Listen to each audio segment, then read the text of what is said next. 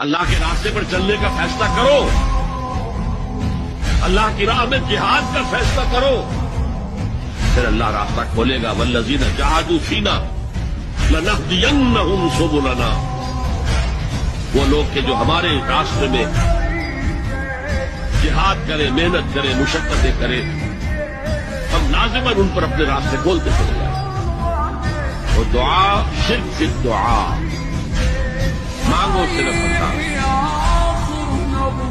جو چاہے کسی فرشتے کے ذریعے، چاہے کسی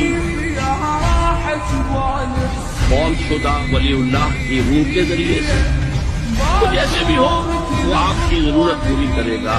وہی ہے جو کہ مشکلات کو حل کرنے والا ہے، وہی ہے کہ رزق دینے والا ہے، وہی ہے جو مرض سے شفا دینے والا ہے۔